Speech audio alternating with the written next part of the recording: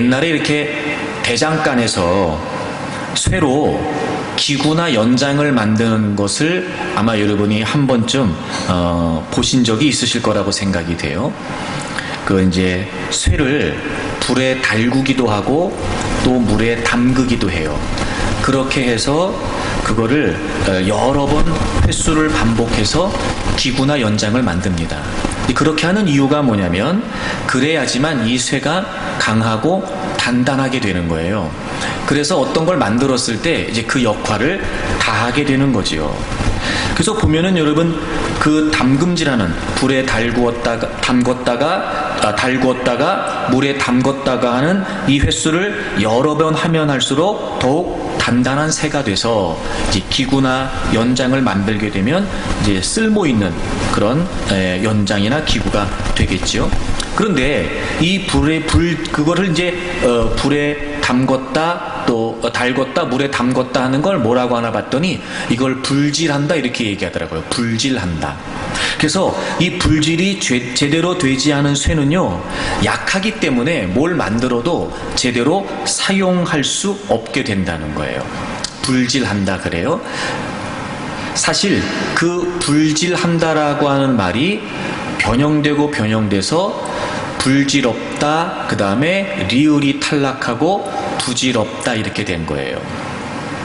근데 이 부질없다라는 말이 무슨 말이냐면요, 어떤 기구나 연장을 만들 때 불질이 없으면 쓸모없게 되니까 사실 기구나 연장을 만드는 그 행위 자체가 소용없는 거죠. 이 부질없다는 말이 그래서 쓸데없는 행동을 했다, 그러니까 무의미한 일을 했다, 이제 이런 말이 부질없다라고 하는 말이 된 거예요. 우리가 예수 그리스도를 믿음으로 하나님의 백성에게 주어진 특권 중에 하나가 뭐냐면 기도하는 겁니다. 예수님을 믿기 전에는 당연히 하나님께 나아갈 수 없었고요. 이제 우리가 예수 그리스도를 믿음으로 하나님 앞에 나와 우리의 모든 형편과 처지를 아뢰일 수 있도록 하나님은 우리에게, 하나님의 백성들에게 이제 기도할 수 있는 특권을 주셨어요. 그래서 여러분, 기도는 우리의 신앙에 있어서 굉장히 중요합니다. 우리가 지난주에 말씀을 나눴습니다만 예수 그리스도를 구주와 주님으로 고백한 우리 모두는 이제 주님의 교회가 됐죠. 근데 그런 우리에게 기도라고 하는 특권을 주셨다는 걸 보면 주님께서는 주님의 교회들이 기도를 통해 그 주님의 역할을 감당하도록, 기도를 통해 세상에서 교회로서의 역할을 감당할 수 있도록 하신 거예요. 그러므로 주님을 믿는 주님의 백성된 주님의 교회인 우리에게 기도는 아주 중요한 의미를 갖습니다. 그렇게 봤을 때 과연 우리에게 있어 우리의 기도는 어떤 의미를 가질까? 정말 유익한, 정말 의미 있는 기도일까? 아니면 우리의 기도가 부질없는 기도가 되지는 않을까? 여러분에게 있어 기도는 과연 어떤 의미이십니까? 하나님께서 니누의 백성들을 구원해 주시기 위해서 하나님의 사람 요나에게 니누에로 가서 하나님의 경고의 메시지를 전하라고 하십니다. 그런데 요나는 그 하나님의 명령을 거부하지요. 그리고 다시스로 가는 배를 타게 됩니다. 그 배에 큰 풍랑이 일어나게 되고 그 배에 있었던 사람들이 풍랑의 원인을 찾고자 제비를 뽑았는데 때마침 요나가 제비에 뽑히게 됩니다. 요나도 그 일이 자기 때문이라고 하는 사실을 부인할 수 없었고 그가 선택한 해결책은 뭐였냐면 선원들에게 나를 이 풍랑이 일고 있는 바다에 던지라는 거였습니다. 결국 요나는 그 바다에 던져지게 되지요. 그런데 하나님께서는 물고기를 예비하십니다. 그리고 요나가 그 물고기 뱃속에 있게 돼요. 밤낮 3일을 있었습니다. 그리고 요나는 그 물고기 뱃속에서 하나님께 기도하게 됩니다. 오늘 우리가 함께 읽은 요나서 2장의 내용이 바로 요나가 하나님 앞에 기도했던 내용이었습니다. 물론 이 요나 2장에 요나가 기도한 기도만을 보게 되면 사실 아주 괜찮은 듯 보여지는 멋들어진 기도 한 편일 수 있습니다.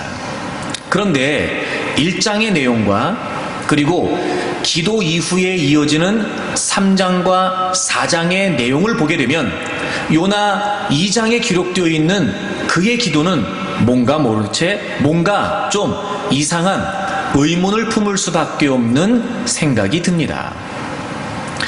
요나 2장에서 요나가 기도하기 이전과 그리고 기도하고 난 이후의 모습을 보게 되면 그렇습니다.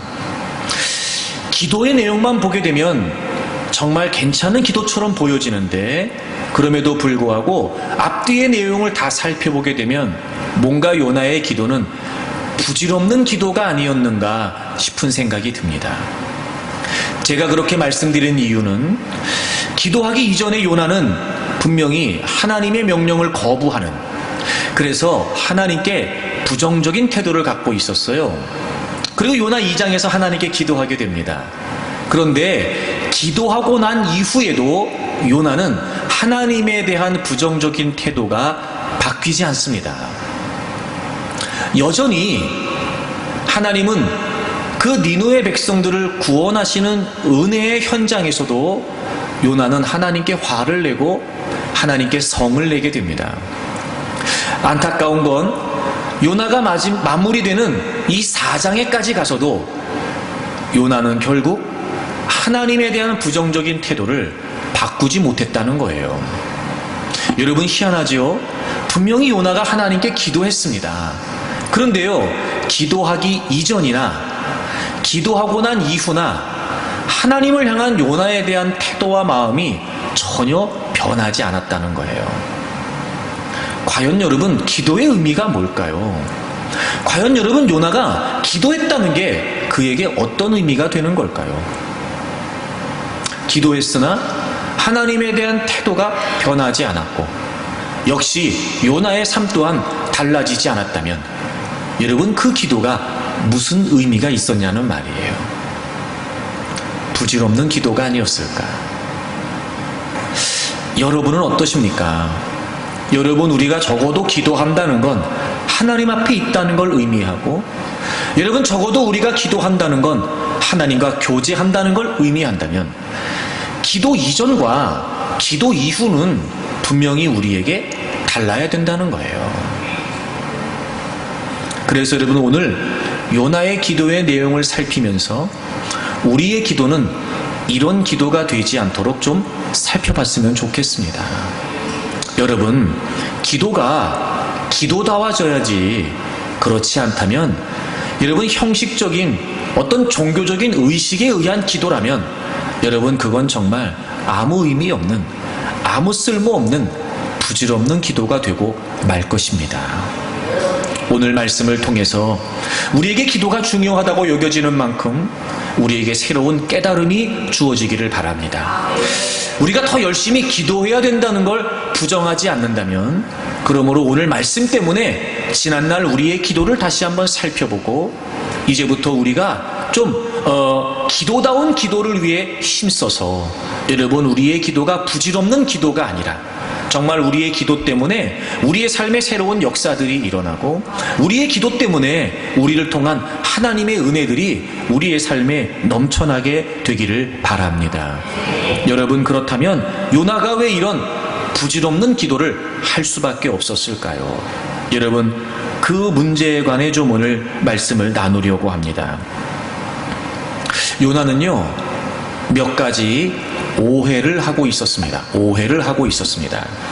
그 중에 하나가 뭐냐면, 지금 요나는 자신의 상황에 대한 오해에 빠져 있었습니다. 자신의 상황에 대한 오해에 빠져 있었습니다. 자, 먼저 성경을 좀 보실까요? 우리 요나 2장 3절을 좀 보겠습니다. 3절. 주께서 나를 깊음 속 바닷 가운데 던지셨다. 큰 물이 나를 둘렀고 주의 파도와 큰 물결이 다 내 위에 넘쳤다. 이렇게 얘기하고 있습니다. 주께서 나를 깊음 속 바닷 가운데 던졌다 이렇게 고백하고 있어요. 그러니까 하나님께서 자신을 지금 바닷속에 던지셨다는 거예요. 던지셨다라고 하는 말의 주어가 분명히 하나님으로 되어 있어요. 그래서 하나님께서 자신을 지금 바닷속에 던지셨고, 자신을 던지신 그 하나님의 행동의 영향으로 지금 요나가 바닷속에 있다, 물고기 뱃속에 있다라고 이야기하는 거죠. 그 다음에 주의 파도와 큰 물결이, 우리 성경의 번역에는 주의 파도와 큰 물결이라고 되어 있는데, 이걸 원문을 직역하면, 문자적으로 직역을 하면 당신의 파도와 당신의 물결 이런 뜻이에요. 그러니까 하나님의 파도가, 하나님의 물결이 지금 나를 뒤덮고 있다, 이렇게 지금 이야기하고 있는 거예요. 지금 이런 겁니다. 요나가 바닷속에 던져지게 되고, 그리고 물고기 뱃속에 밤낮 3일을 있었습니다. 여러분, 지금 요나가 이 상황에 있게 된 원인을 하나님께 돌리고 있는 거예요. 요나가 지금 이 물고기 뱃속에 있다라고 하는 이 어려운 상황을 지금 하나님께 책임을 전가하고 있는 겁니다. 이 상황이 지금 하나님 때문에 이렇게 됐다는 거예요. 내가 지금 물고기 뱃속에서 이렇게 고생하고 있는 게 하나님 때문에 이렇게 됐다라고 지금 상황의 책임을 아주 적극적으로 하나님께 돌리고 있다는 거죠. 뿐만 아니라 여러분, 4절을 보시게 되면 내가 말하기를 내가 주의 목전에서 쫓겨났을지라도, 여러분, 지금 이 상황을 또 요나는 어떻게 보고 있어요? 자기가 지금 하나님 앞에서 쫓겨났다는 거예요. 자기가 지금 하나님 앞에서 쫓겨났다는 거예요. 여러분, 지금 요나는 자기가 지금 물고기 뱃속에 들어와 있는 이 상황 자체를 어떻게 해석하고 있냐면, 하나님이 자신을 지금 바닷속에 던지셨고, 하나님이 지금 자신을 하나님 앞에서 쫓아내셨다는 거예요. 그 자기는 지금 바닷속에 던져진 거고, 자기는 지금 하나님께 쫓겨났다는 거예요. 근데 여러분, 우리는 1장의 상황을 잘 알고 있습니다. 여러분, 지금 요나가 처해 있는 이 상황은요, 절대로 하나님께서 요나를 바다에 던지셨거나 혹은 하나님께서 요나를 하나님 앞에서 쫓아내신 게 아니었어요. 여러분, 1장을 좀 보실까요? 1장 3절에 보시면요, 그러나 요나가 여호와의 얼굴을 피하려고 일어나 다시스로 도망하려 하여, 이렇게 돼 있어요. 여러분, 분명히 지금 요나는 하나님의 얼굴을 피해서 다시스로 도망가고 있었어요. 여러분, 하나님이 요나를 쫓아내신 게 아니었고요, 요나가 하나님을 피해서 도망가고 있는 거예요. 그래서 지금 바닷속에 던져졌고 물고기 뱃속에 들어가 있는 거예요. 하나님께서는 요나를 니느웨로 가라고 하셨습니다. 그런데 요나는요, 지금 다시스로 가는 배를 타고 있었고, 결국 그 배가 풍랑을 만났고 해결할 수 없어서 요나는 자신을 바다에 던지라고 했던 거였어요. 자, 여러분, 요나가 만약에 하나님이 말씀하신 대로 니느웨로 갔다면 이런 일을 겪겠어요? 안 겪겠어요? 겪을 리가 없죠. 게다가 여러분, 다시스는요, 북쪽으로 올라가서 육로를 통해 북쪽으로 올라가는 길이었어요. 여러분, 니느웨는요, 근데 다시스는요, 남쪽으로 내려가야 됐고 배를 타고 가야 되는 곳이었어요. 다시 말해, 하나님께서 말씀하신 대로 만약에 니느웨로 가려 했다면 굳이 배를 탈 이유도 없었습니다. 그러면 풍랑을 만날 일도 없었겠죠. 자기 스스로 하나님의 얼굴을 피해서 지금 다시스로 도망가고 있었는데 말입니다. 마치 지금 이렇게 된 모든 상황이 하나님이 자신을 그렇게 하신 것처럼 그렇게 이야기를 했단 말이에요. 그리고 이 1장 3절에 객관적인 서술을 뒷받침이라도 하듯, 여러분 4장에 가면은요, 요나 스스로 고백하는 장면이 나와요. 4장 2절을 좀 보실까요? 4장 2절. 여호와께 기도하여 이르되 여호와여, 내가 고국에 있을 때에 이러하겠다고 말씀하지 아니하였나이까? 그러므로 내가 빨리 다시스로 도망하여 싸우니. 여러분, 요나가 스스로 지금 고백해요. 내가 다시스로 도망쳤다는 거예요. 그럼 여러분, 지금 2장에서 요나가 기도하면서 고백하는 이 내용과 1장의 설명, 그리고 4장에 자신이 하나님께 고백했던 내용이 지금 모순돼요. 지금 요나는요, 분명히 상황에 대한 오해를 하고 있는 거예요. 그러면서 여러분 재미있는 사실은요, 2장 2절에 보시면 내가 받는 고난으로 말미암아 여호와께 불러 아뢰었더니 주께서 내게 대답하셨고 내가 수월의 뱃속에서 부르짖었더니 주께서 내 음성을 들으셨나이다, 이렇게 얘기를 해요. 지금 연거푸 반복하면서 하나님이 자신의 기도에 응답하셨다고 지금 얘기하는 거예요. 참 희한하죠, 여러분? 지금 요나는 하나님이 자신을 이 상황 속에 몰아넣으셨고, 그런데 지금 하나님이 자신의 기도를 들으셨다는 거예요. 응답하셨다는 거예요. 여러분, 이게 어떤 얘기냐면 이런 얘기예요. 지금 자기는 풍랑을 만났을 때 그 선원들에게 자신을 바다에 던지라고 얘기했어요. 여러분, 당시에 풍랑이 일고 있었어요. 근데 요나가 바다에 던져지면 어떻게 될까요? 죽겠지요, 당연히. 근데 다행스러운 건 뭐였어요? 하나님이 물고기를 예비해 주셨고 요나가 지금 물고기 뱃속에 있어요. 성경을 보게 되면 밤낮 3일을 물고기 뱃속에 있었다 그랬어요. 여러분, 이 물고기 뱃속은 어떤 곳이겠어요? 일단 기본적으로 빛이 들어오지 않겠죠. 산소도 부족할 거예요. 먹을 건 있었을까, 여러분? 냄새는 또 어땠을까? 무슨 여러분 물고기 뱃속이요, 휴양지처럼 멋들어진 펜션에 풀장이 딸린 빌라에 이런 거 아니에요, 여러분. 그 속에서 밤낮 3일을 있었다는 건요, 거의 죽을 지경이 됐다는 거죠. 근데 정신을 차려보니까 자기가 살아있는 거예요. 그래서 지금 요나가 뭐라고 얘기하냐면 하나님이 나를 지금 건져주셨다는 거예요. 그래서 하나님이 내 기도를 응답해 주셨다는 거예요. 과연 그럴까요, 여러분? 과연 그럴까요? 자, 지금 요나가 물고기 뱃속에 있으니까 아직 죽지 않은 건 맞아요.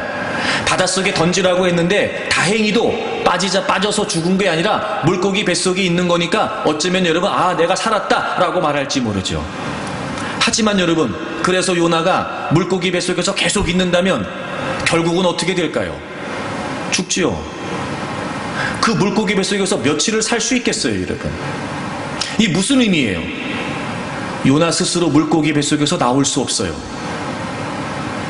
물론 하나님이 물고기를 예비하셔서 지금 그를 구원하신 건 맞지만 또 다른 하나님의 구원의 행위가 없이는 요나는 지금 살아있는 게 아니에요.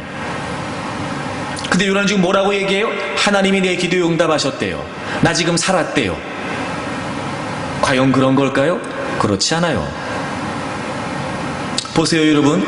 요나는요, 지금 하나님께 기도한다고 말하면서 자기에게 주어진 모든 상황, 자기가 물고기 뱃속에 있는 것, 이 모든 상황에 대해서 굉장한 오해를 하고 있어요. 그러면서 하나님이 자신의 기도에 응답하셨다는 겁니다. 하나님이 지금 자신이 기도했더니 부르짖었더니 하나님이 자신의 기도를 들으셨다는 거예요. 여러분, 우리가 지금 요나의 상황을 다 보고 있지 않습니까? 과연 이걸 응답이라고 할 수 있을까? 과연 이걸 하나님이 나의 기도에 들으셨다라고 지금 요나가 확신하고 있는 것처럼, 두 번이나 거듭 이야기하면서 확신하고 있는 것처럼 우리가 지금 이 요나의 기도에 동의할 수 있을까요? 그렇지 않아요. 여러분, 왜 기도가 부질없는 기도가 될까요? 여러분, 왜 기도가 의미 없는 기도가 될까요? 왜 기도를 하는데 여전히 하나님에 대한 태도와 하나님에 대한 마음이 달라지지 않은 채 여전히 내 삶에 기도했음에도 불구하고 아무런 영향력과 아무런 역사와 은혜가 없는 걸까요? 상황에 대해서 뭔가 착각하고 있는 거예요. 물론 여러분, 우리가 지금 이 상황을 알고 있는 것처럼 이건 전적인 요나의 잘못, 요나의 불순종 때문에 이런 상황이 주어졌어요. 여러분, 오해하지 마십시오. 우리가 겪는 모든 어려운 상황들이 그러므로 우리의 죄 때문이다, 우리의 잘못 때문이다, 이렇게 말씀드리는 건 아니에요. 꼭 그렇진 않습니다. 그러나 어쨌든 지금 요나는 자신이 처해 있는 이 상황을 오해하고 있는 건 분명하죠. 우리도 그럴 수 있겠다, 우리도 그럴 수 있겠다. 그럼 여러분, 이 지금 요나가 처해 있는 이 물고기 뱃속이라고 하는 이 아주 처절한 이 상황에 대한 올바른 인식은 과연 뭘까? 올바른 인식은 과연 뭘까? 분명해요, 여러분. 하나님은 요나에게 니느웨로 가라고 하셨어요. 근데 지금 요나는 다시스로 가고 있습니다. 그래서 지금 이 상황을 만나게 된 거죠. 그럼 이런 거예요? 물론 표면적으로는 요나가 하나님 말씀에 불순종했어요. 그래요, 맞아요. 왜 불순종했던 걸까요? 하나님이 말씀하신 그 하나님의 의도를 요나가 모르는 거예요, 지금. 왜 하나님이 요나를 니느웨로 가라고 하셨을까? 하나님이 명령하신 그 하나님의 뜻에 대한 마음이, 의도가 요나에게 깨달아지지 않았던 거예요. 결국 요나는 지금 너무나 지나치리만큼 자기 중심적인, 자기 생각, 자기 판단에 매여서 자기에게 처해져 있는 상황을 봤기 때문에 기도하고 있으면서도 상황에 대해 여전히 오해할 수밖에 없었던 거예요. 만약에 요나가 지금 자신이 니느웨로 가라고 하신 하나님의 명령을 불순종하여 물고기 뱃속에 있지만 그 속에서 하나님이 왜 자기에게 그런 말씀을 하셨던 걸까를 살필 수 있었다면 분명히 요나는 자신이 처해져 있는 상황의 오해에서 벗어날 수 있었을 거예요. 여러분, 우리가 기도할 때 뭐가 중요하냐면, 그래요, 우리가 늘 이야기하는 것처럼 우리는 왜 기도하냐면 하나님의 뜻을 찾기 위해 기도하는 건데요, 사실 그 말은 무슨 의미냐면요, 하나님의 뜻 안에 담겨져 있는, 하나님이 우리에게 말씀하시고 하나님이 우리에게 감동하시고 혹은 하나님이 우리에게 명령하신 그 하나님의 뜻 안에 담겨져 있는 하나님의 의도가 뭘지, 하나님의 마음이 뭘지를 깨닫는 게 사실은 중요하단 말이에요. 그래서 우리의 삶을, 혹은 우리의 생각을, 혹은 우리의 결정을, 혹은 우리의 계획을 그 분명한 하나님의 의도 속에서 바라보게 되면 오해하지 않고 이해할 수 있게 되는 거예요. 여러분, 우리의 기도가 부질없는 기도가 아니라 정말 의미 있는, 그래서 역사가 있는 기도가 되기를 원한다면 우리는 어떤 상황에서도 하나님 앞에 기도하면서 하나님이 저를 향하신 이 뜻에 어떤 마음이 담겨져 있는 겁니까? 하나님, 제가 하나님의 뜻을 알기를 원하는데요, 도무지 이 하나님의 뜻이 제가 이해되지 않습니다. 하나님, 제가 하나님의 뜻을 제 생각으로 판단하지 않도록, 하나님, 제가 하나님이 제게 감동하신 이 말씀을 제 결정이나 제 계획으로 오해하지 않도록, 하나님, 정말 저는 이 말씀에 담겨져 있는 하나님의 의도를 모르겠습니다. 하나님, 제가 좀 깨우칠 수 있도록 저를 좀 도와주십시오. 이렇게 기도할 때 우리의 기도는 의미 있는 기도가 된다는 거예요.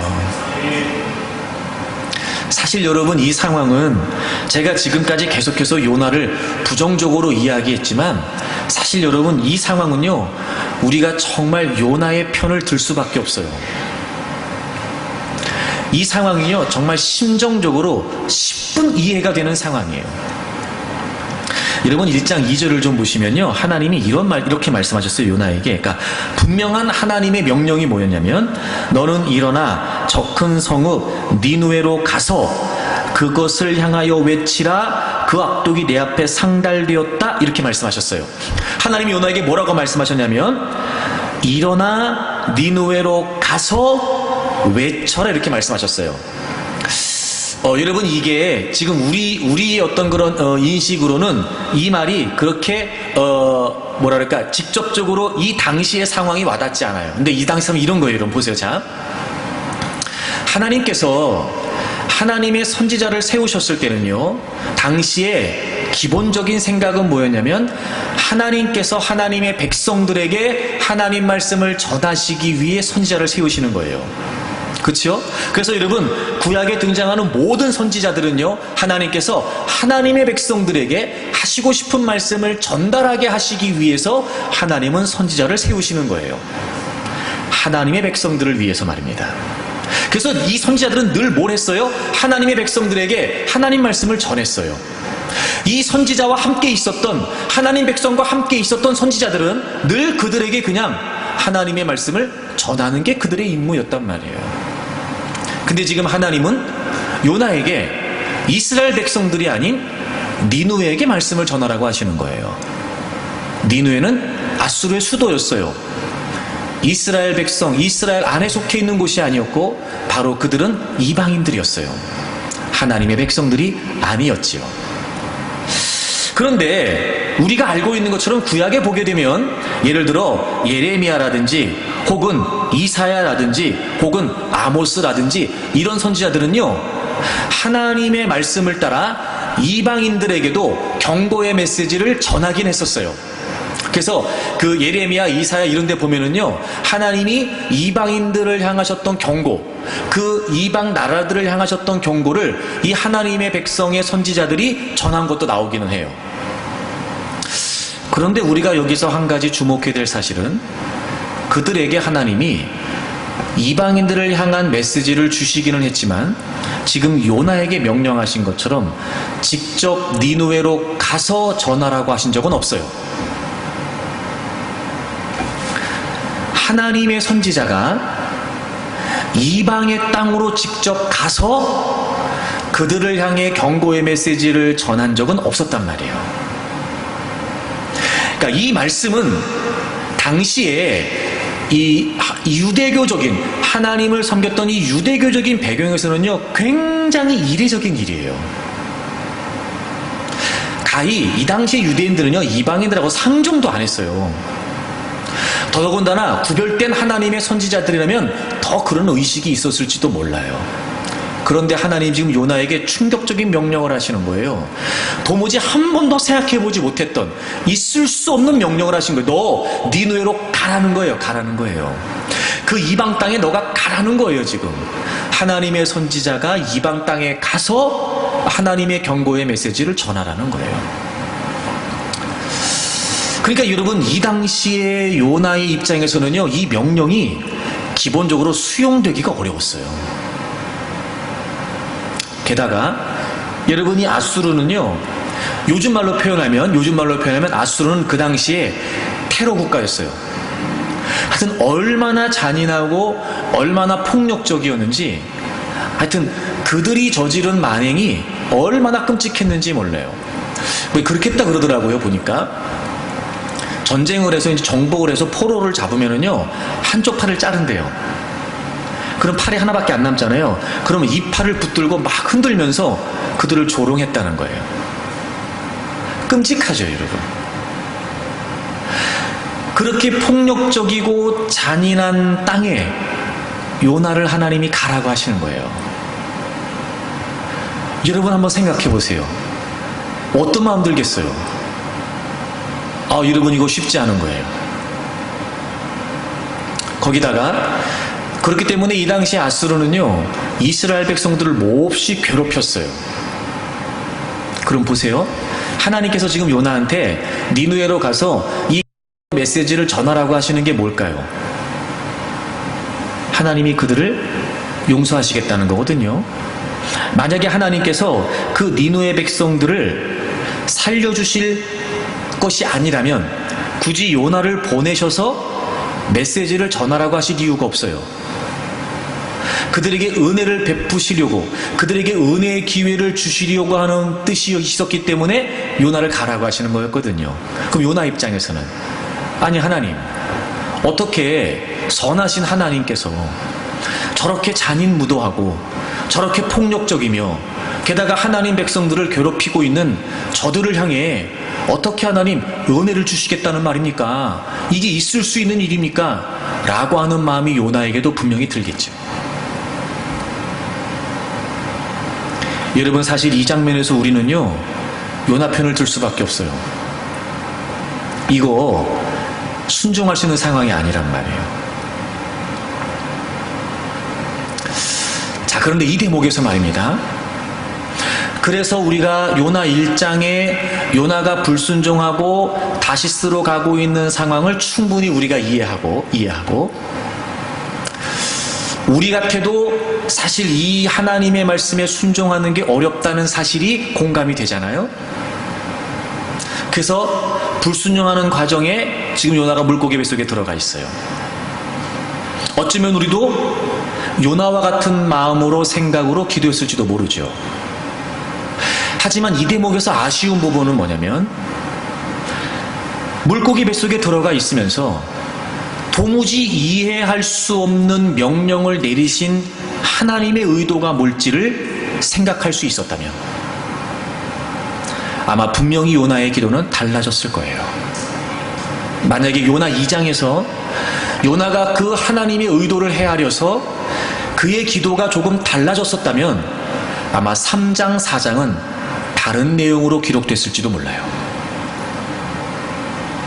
자, 이런 당시의 상황으로서는 말도 안 되는, 우리도 충분히 이 상황이 이해가 되어 불순종했던 요나가 공감이 되는 이 상황에 이렇게까지 하셨던 하나님의 의도는 뭐였을까요? 여러분, 요나 4장을 좀 가보세요.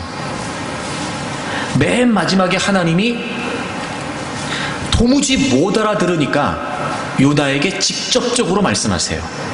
11절.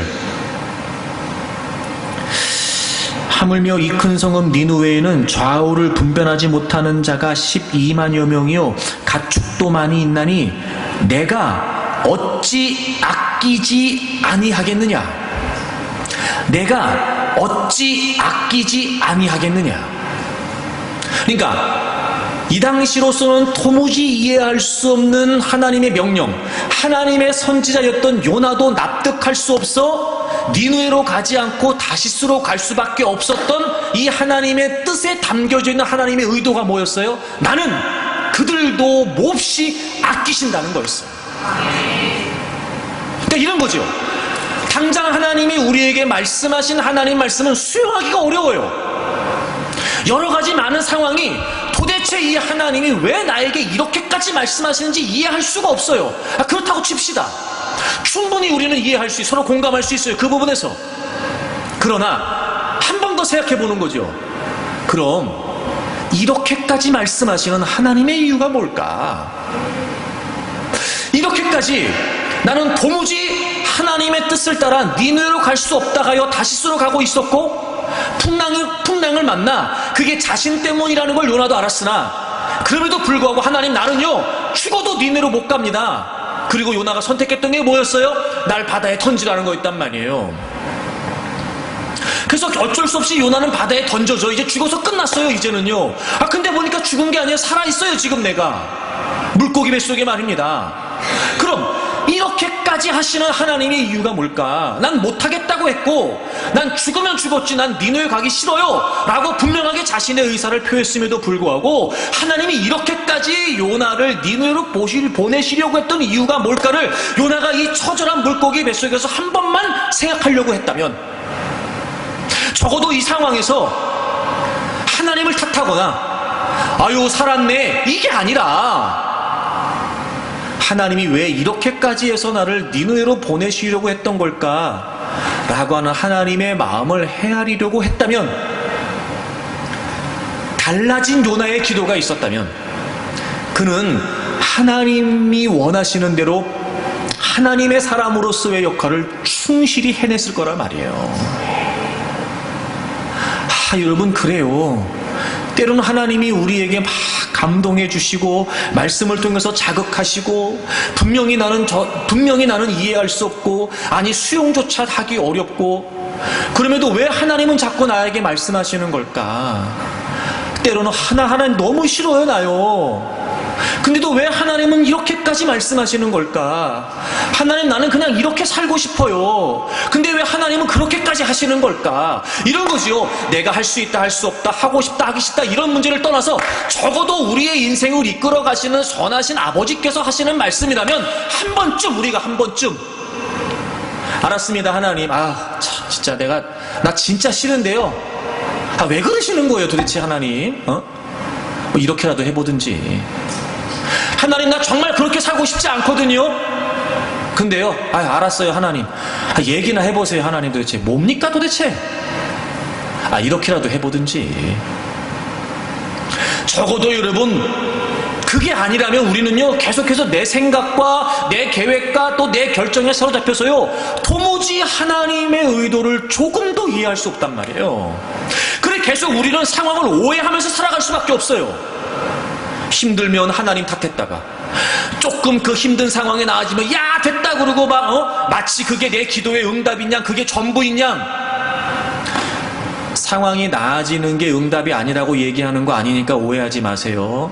그게 아니라 마치 그것이 전부인 양, 아이고 참 어려웠는데 아이고 조금 숨통이 튀었네, 하나님 감사합니다. 그리고 끝이 아니라 마치 지금 그게 여러분 요나가 지금 나 죽게 해달라고 바닷속에 던져졌는데 여러분 물고기 뱃속에 살았다 싶으니까 와 하나님이 내 기도를 들었다 라고 이렇게 상황을 오해하는 것과 뭐가 다르냐 말이에요. 그러니 하나님은 답답하시겠지. 우리가 그럴 때마다 하나님은 이렇게 말씀하시지 않을까? 야, 내가 그렇게까지 하는 거 너 모르겠냐? 야, 내가 이렇게까지 해서 너한테 무슨 마음 갖고 있는지 모르겠어? 기도하기는 기도하는데, 기도한다고는 하는데 전혀 하나님하고 소통이 없는 겁니다. 소통이. 그러니 우리는 계속해서 상황에 대한 오해만 있어요. 헤어나오지를 못해요. 물론 여러분 우리가 3장 4장의 내용을 알지만 그래서 하나님은 요나를 니누에 토해내시긴 했으나 여전히 요나는 그 하나님의 역사 앞에서조차 하나님께 화를 내고 하나님께 분을 내고 요나서가 끝나는 마지막 순간까지 그는 하나님의 마음을 깨닫지 못하잖아요. 이 뒤에 어떤 일이 벌어진지 우리는 모르지만 여러분 어쨌든 성경에 기록되는 요나 4장까지를 우리가 미루어 짐작해 본다면 여러분 이건 너무 비극적인 인생 아니냐 말이에요. 저는 우리의 기도가 부질없는 기도가 되지 않기를 바랍니다. 그래서 항상 여러분 우리의 기도는요 하나님의 뜻을 중심에 두고 우리가 다 알던 다 알지 못하던 이해하던 이해하지 못하던 어떻게든지 그 하나님 말씀 속에 그 하나님 뜻 속에 담겨져 있는 나를 향하신 하나님의 의도를 깨닫기 위해서 기도해야 돼요.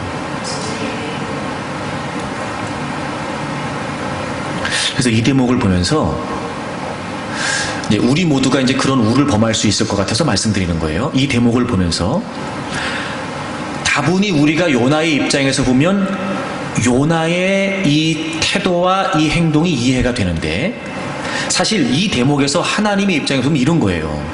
제가 말씀드렸던 것처럼 이 당시에 하나님의 선지자들에게 직접 이방 땅으로 가라고 하셨던 건 그만큼 이례적이었고 그러므로 요나에겐 충격적일 수밖에 없지만 지금 하나님은 요나에게 그만큼 파격적인 역사의 기회를 주신 거였어요. 그렇죠 여러분?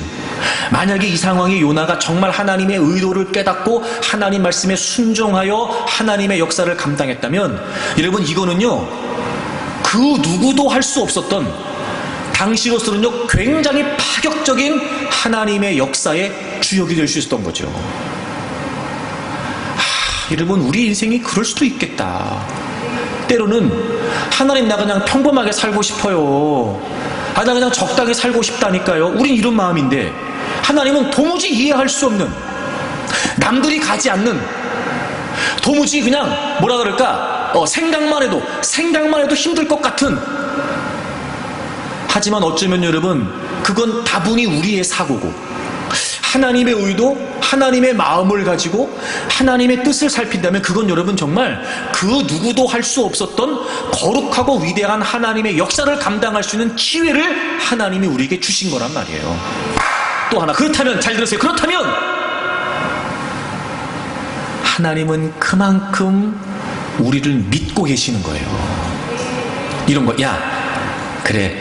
다른 사람들은 이해 못할 것 같아서 내가 이 얘기 안 하는데 너라면 내가 할 수 있을 것 같아 내가 얘기하는 거다. 다른 사람은 이 얘기 못 알아들을 것 같아. 근데 내가 너라면 알아들을 수 있을 것 같아. 너하고 나 사이라면 통할 것 같아. 그래서 내가 말도 안 되는 얘기 같지만 한 번도 없었던 일이지만 도무지 그 누구도 상상할 수 없는 일이지만 야 너한텐 내가 얘기해준다. 너 니누에로 가라. 여러분 그런 거 아니겠어요?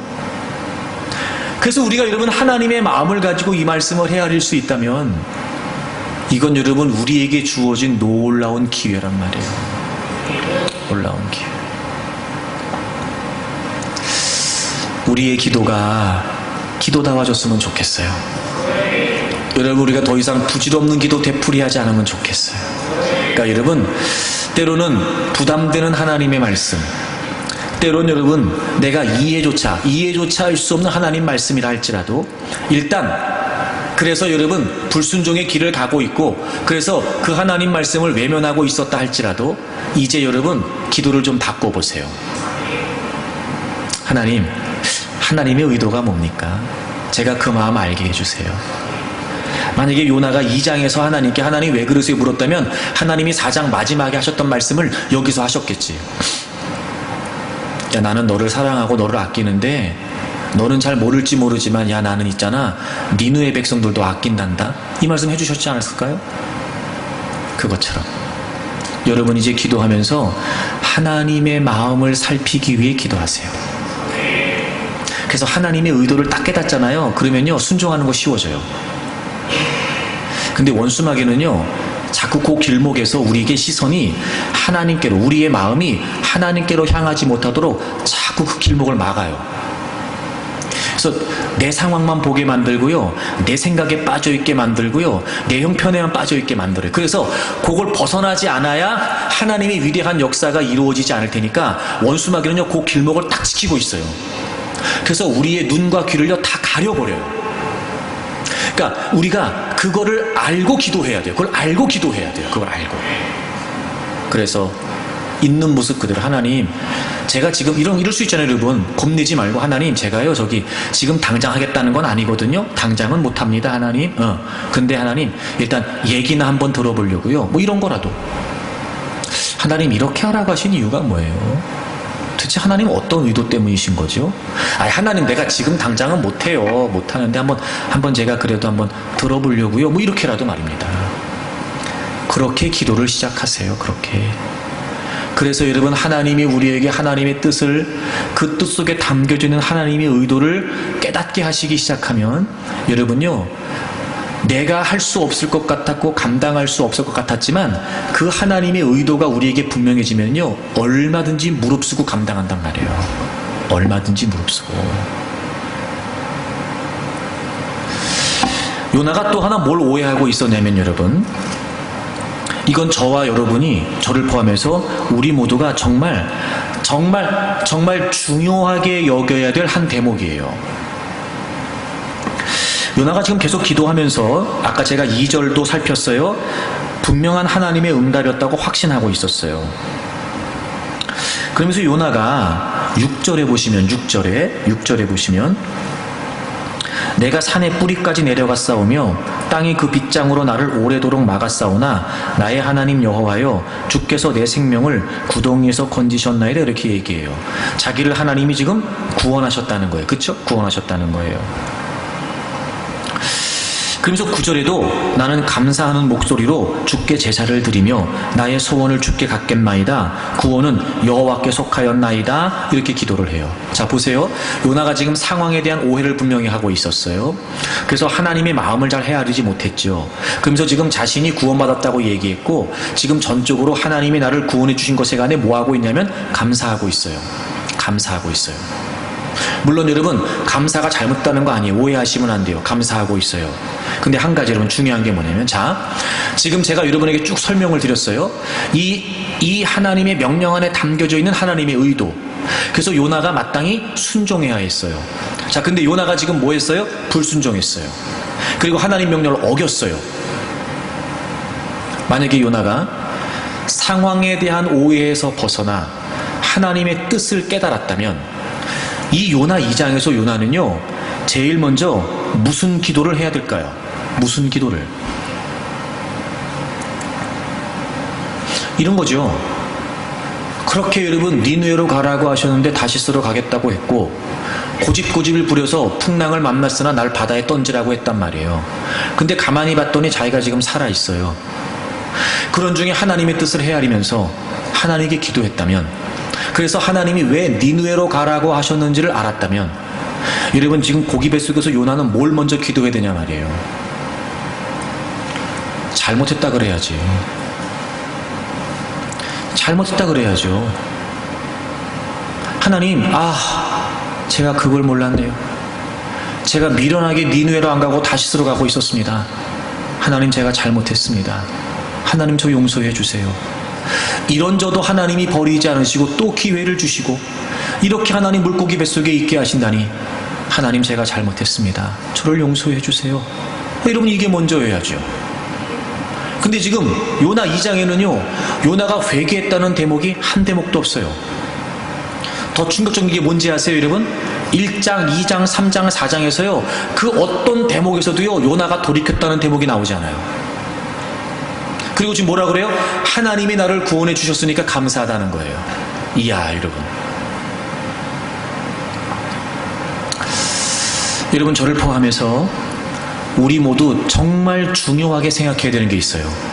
그게 뭐냐면, 회개 없이 은혜를 받을 수 있다라고 하는 오해예요. 회개 없이 은혜 받을 수 있다. 회개 없이 구원받을 수 있다. 회개 없이 응답받을 수 있다. 라고 하는 오해에서 벗어나야 돼요. 제가 왜 이렇게 얘기하냐면, 자, 보세요. 요나가 지금 자신이 구원받았잖아요. 그래서 감사하다고 얘기해요, 하나님께. 하나님 감사합니다. 하나님 구원을 하나님께 속해 있습니다. 저를 건져주셨군요. 제 기도를 들어주셨군요. 응답받았습니다. 그 기도했어요, 지금. 그리고 하나님이 요나를 육지에 토해내셨는데 그게 니느웨였잖아요. 니느웨에 가서 요나가 마지못해서 하룻길을 돌면서 니느웨 백성들에게 하나님의 경고의 메시지를 전했어요. 놀라운 일이 벌어졌어요. 왕부터 시작해서 높은 자부터 시작해서 신분이 낮은 자까지, 심지어 왕이 뭐라고 선포하냐면 짐승들까지 다 회개하라고 그랬어요. 그리고 하나님께서 그들이 회개하고 돌아오는 모습을 통해 그들을 용서해 주셨어요. 하나님이 니느웨 백성들에게 은혜를 주셨어요. 하나님이 니느웨 백성들을 구원하셨어요. 근데 그 구원의 역사를 봤던 요나의 태도는 4장 1절 보세요. 4장 1절. 요나가 매우 싫어하고 성냈어요. 여러분, 성경이 굉장히 점잖게 표현한 거예요, 지금. 근데 매우 싫어하고 성냈어요. 그러니까 여러분, 극도로 지금 하나님께 분노를 표출하고 있는 거예요. 아마 이건 여러분 평상시의 모습을 상상해 보시면 금방 이해가 되실 거예요. 금방 이해가 되실 거예요. 네. 아주 막 참을 수 없는 분노를 지금 하나님께 다 표출하고 쏟아내고 있는 거예요. 여러분, 뭔가 이상하지 않으세요? 아니, 하나님이 자신을 구원하셨을 때는 감사하다 그러더니 하나님이 니느웨 백성들을 구원하신 건 뭐라 그래요? 성질내요. 여러분, 이상하지 않아요? 아니, 이런 모순이 어디 있어요? 여러분, 이게 기도하는 사람이에요? 이게 은혜를 받은 사람입니까? 이게 응답받은 사람이에요? 그럴 수가 없어요. 아니, 어떻게 자기를 구원해 주신 건 감사하면서 그들을 구원해 주신 하나님께는 화를 낼 수 있냔 말이에요. 그럼 나는 구원받아 마땅한데 저들은 구원받으면 안 된다는 겁니까? 이런 말도 안 되는 심보가 어디 있어요? 왜 그럴까요? 보세요. 회개 없이, 즉 하나님 앞에서 자신의 모습을 살피는 회개 없이, 하나님 앞에서 자신의 더럽고 추악한 모습을 깨닫는 회개 없이 은혜를 은혜로 여기니까, 거저 받으니까, 자신을 살피지 않으니까, 자신이 어떻게 은혜를 입었는지, 어떤 자신을 하나님이 살려주셨는지, 건져주셨는지, 이렇게 형편없는 모습에도 불구하고 자신의 기도에 응답하셨는지는 깨닫지 못하니까, 남들이 구원받고 남들이 은혜받고 남들이 응답받은 것에 관해 호용이 안 되는 거예요. 마치 자신은 하나님께 은혜를 받고 응답을 받을 자격이나 갖추고 있느냐, 하나님 앞에서 겸허히 자신을 살피는 회개의 모습이 없으니까 이렇게 말도 안 되는 모순된 모습을 보이는 거란 말이에요. 부질없는 기도였습니다. 쓸모없는 기도였습니다. 아무런 영향력도 없는 기도였습니다. 그래놓고 자신은 하나님이 내 기도를 들으셨습니다. 그래놓고 자기는 하나님이 내 기도를 통해 나를 건져주셨습니다. 이렇게 얘기하지만 여전히 그의 삶의 자리에 돌아가서는 하나님이 니느웨 백성들을 살려주신 모습 때문에 오히려 하나님께 화를 내고 있다니 말입니다. 회개 없이 은혜 없습니다, 여러분. 우리가 뭔가 착각하고 있는 거예요. 회개 없이 구원 없고 회개 없이 응답 없습니다. 근데 우리는 때로는 두렵고 때로는 회피하고 싶고 그래서 때로는 정말 부담되지만 그럼에도 하나님 앞에, 하나님 말씀 앞에 직면하여 그 말씀을 통해 다 드러내시는 자신의 모습을 직시하면서 하나님께 회개하고 그리고 자백하면서 정말 무너진 심정으로 깨어진 마음으로 다시 하나님의 은혜를 구하는 이런 정말 하나님 앞에서 우리가 잃어버리면 안 되는 이 겸허한 모습을 다 상실해버린 채 마치 나는 하나님의 은혜와 응답과 그리고 하나님의 구원을 얻을 자격이나 갖고 있느냐, 우리는 회개 없이 하나님께 요청만 하는 겁니다. 요구만 하는 겁니다. 요나처럼 말이죠. 여러분, 지금 요나의 기도가 왜 부질없는 기도가 될 수밖에 없었을까? 회개 없이 은혜가 있다고 오해하고 있었던 거예요. 그렇지 않습니다, 여러분. 어찌 보면 진짜 은혜는요, 나를 아는 거예요. 나를 아는.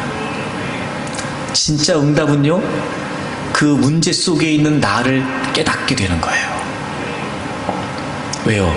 모든 문제와 모든 상황이 그렇습니다. 거기서부터 시작이거든요. 상황을 아는 건 중요하지 않아요, 여러분. 내가 누군지를 알아야 중요합니다. 그래야 상황이 해결되거든요. 얽혀있는 문제요? 여러분, 상관없습니다. 그 문제 속에 지금 내가 어떤 모습으로 있는지, 내가 어떤 형편인지, 내가 어떤 상태인지, 내가 어떤 모습인지만 알면은요, 그 상황은 얼마든지 풀어질 수 있다니까요. 근데 우리는 점점 하나님 앞에서 자신을 살피는 모습을 잃어버리고 사는 거예요.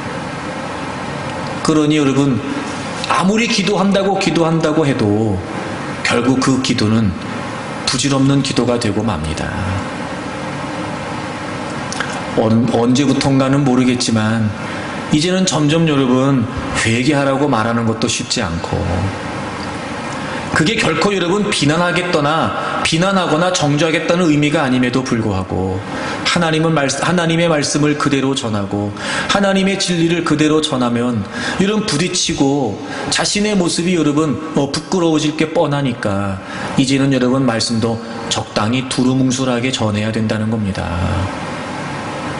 그 누군들 하나님 말씀 앞에 자신 있는 사람이 없을 텐데, 그러면 적어도 여러분 그걸 알고 우리가 하나님 말씀 앞에 있다는 건 기본적으로 오늘도 나를 살피고 하나님께서 지적하시는 바를 따라 내가 고치겠다는 게 당연한 마음 아니겠냔 말이에요.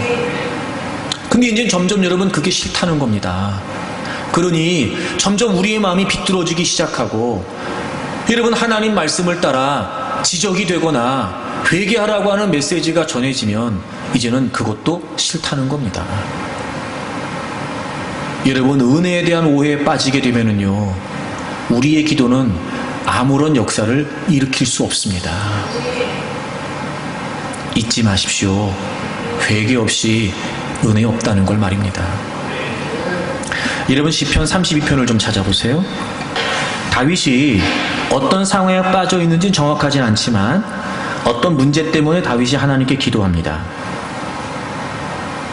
6절 맨 마지막 부분을 보게 되면 진실로 홍수가 범람할지라도 그에게 미치지 못하리이다, 이런 기도를 하고 있는 걸 보면 7절에 나의 은신처 환난에서 나를 보호하시고, 이런 표현을 하고 있는 걸 보면 홍수가 범람하다, 그러니까 어떤 도무지 다윗이 감당할 수 없는, 그래서 그 문제에 휩쓸려 떠내려갈 수밖에 없는 아주 큰 문제를 지금 만나고 있다는 건 분명한 것 같아요.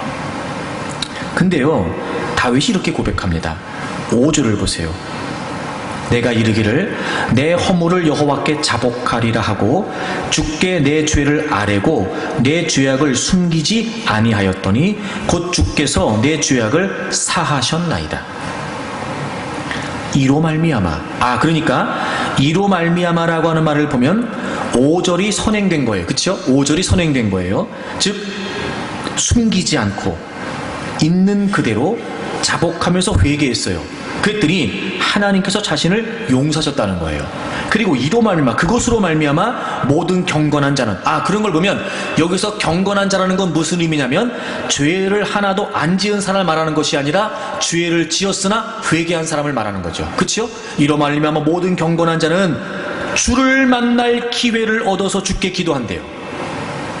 그러니까 여러분, 우리는 그냥 기도한다 그러면 무조건 우리는 응답이고 무조건 은혜고 무조건 구원이에요. 근데 지금 다윗이요 아주 그걸 세밀하게 고백해요. 주를 만날 기회를 얻어서 주께 기도하는데, 여러분 주를 만날 기회를 얻어서 주께 기도하는 사람들은 어떤 사람들이냐면 자복하고 회개하여 용서받은 사람들이에요. 그리고 진실로 홍수가 범할지라도 그에게 미치지 못하리이다, 이렇게 되어 있어요. 그래서 그 문제 속에서 나를 건져주시고 그 상황 속에서 나에게 은혜를 베푸시고 응답을 베푸시는 그 하나님의 역사를 확신하기까지 다윗이 먼저 했던 게 뭐예요? 자신의 죄악을 고하는 거였어요. 그리고 이로 말미암아 즉 회개하고 자복하고 그리고 하나님의 용서를 구하고, 그때 하나님이 자신을 모든 죄악에서 용서해 주셨다는 거예요. 그리고 그가 하나님을 만날 기회를 얻어 하나님께 고했더니 하나님이 홍수가 범람하는 것 같은 위기 속에서 자신을 건져주셨다는 거예요. 회개 없이 은혜 없습니다, 여러분. 다시 말해 회개하자고 하는 건, 하나님께 자복하고 회개하라고 하는 건 말씀 앞에 비추어진 모습을 살펴 자신의 모습을 직시하고 깨닫고 돌이키고 회개하고 하나님께 결단하라는 건 하나님의 은혜를, 하나님의 응답을, 하나님의 역사를, 하나님의 생명을 얻자고 하는 거예요. 은혜에 대한 오해에서 벗어나시기 바랍니다. 우리의 기도가 부질없는 기도가 되지 않기를 바랍니다. 여러분 늘 기도할 때마다 내가 지금 하나님 앞에 어떤 모습이 부끄러운지, 내가 먼저 선행하여 하나님께 용서를 구해야 할 일은 과연 무엇인지, 하나님 말씀 앞에, 오늘도 또 하나님의 말씀 앞에 과연 나는 어떤 모습인지 여러분 살피고 또 깨닫고 그리고 돌이키기로 하면서 정말 여러분 진지하고 진솔하게 하나님께 회개하시기 바랍니다. 그 안에 은혜가 있고요, 거기에 응답이 있고 거기에 하나님의 역사가 있습니다. 여러분 기도하기 전과 기도하기 후가 별반 다르지 않은, 기도를 했으나 여전히 하나님에 대한 태도가 바뀌지 않는 그런 부질없는 기도가 우리에게 없기를 바랍니다. 상황에 대한 오해, 은혜에 대한 오해에서 벗어나기를 바랍니다. 늘 여러분 하나님의 뜻을 앞세워 그 뜻 속에 담겨져 있는 하나님의 마음을 헤아리기 위해 구하십시오. 늘 우리의 부족한 모습이 지적되고 드러날 때마다 외면하거나 감추려고 하지 말고 하나님께 자복하고 회개하십시오. 하나님의 뜻을 깨우치고 하나님의 마음을 알게 되고, 이런 나 같은 존재도 쓰시기를 원하시는 하나님에 대한 진지한 감사가 우리에게 있다면, 여러분 그 어떤 우리가 감당할 수 없는 일이라 할지라도 반드시 우리의 기도를 통해 하나님은 지혜와 힘을 더하여 주실 것이고, 그래서 여러분 우리가 하나님의 역사를 감당하는 하나님의 사람으로 가꾸어질 줄로 믿습니다. 주님의 교회된 여러분 모두 기도의 소중함을 잃지 않기를 바라고, 주님의 교회로서 기도함으로 주님의 일들을 감당하는 그런 저와 여러분들이 되기를 바랍니다.